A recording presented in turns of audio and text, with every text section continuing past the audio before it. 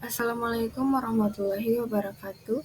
Saya Tiara Primadiastuti Panwao dengan NIM 4134230049. Saya mahasiswa aktif dari Program Studi Statistika, jurusan Matematika, Fakultas Matematika dan Ilmu Pengetahuan Alam, Universitas Negeri Gorontalo.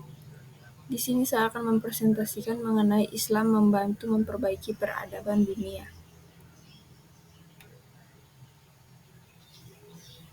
Pengertian peradaban. Definisi peradaban secara etimologi. Peradaban atau hadarah secara etimologi berasal dari kata hadar, ada atau daerah perkotaan.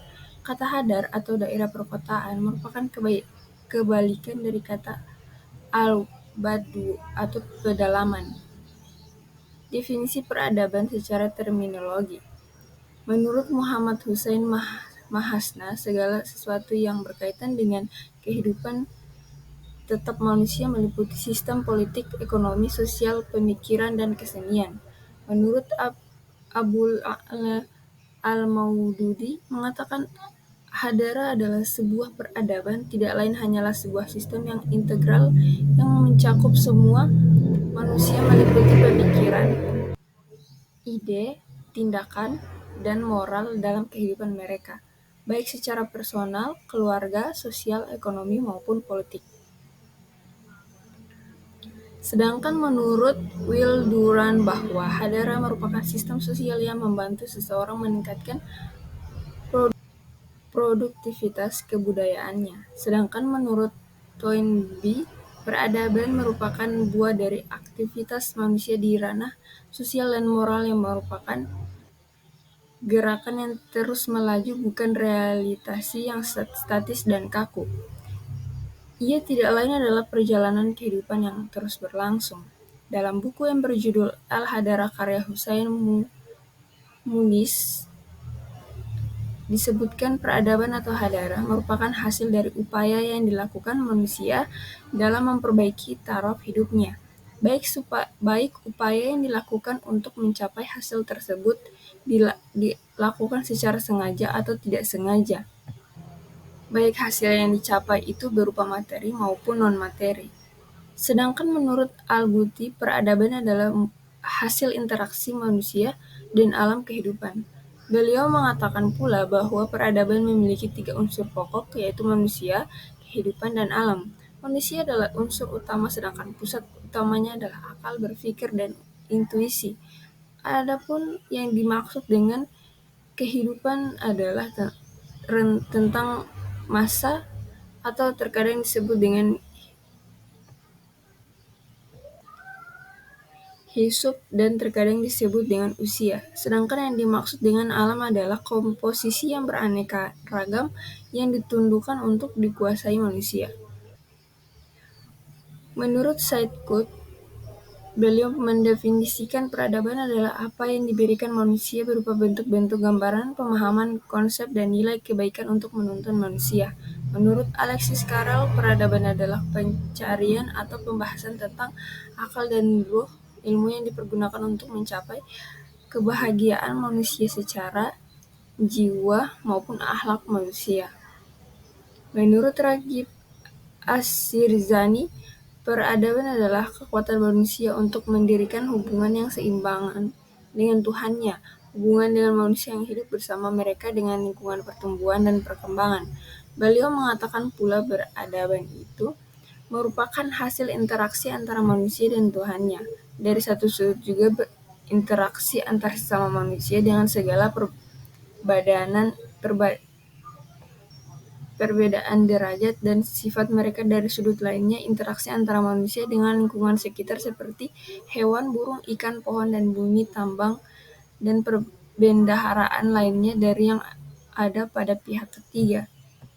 Jadi definisi peradaban terjalin dalam 3 interaksi hubungan tersebut, manusia, Tuhan, dan alam sekitarnya. Faktor-faktor yang mempengaruhi perkembangan peradaban. Peradaban dimiliki oleh bersama suatu kelompok masyarakat. Untuk lebih mudahnya dapat dikatakan bahwa masyarakat adalah wadahnya, sedangkan peradaban adalah isi wadah yang berupa masyarakat.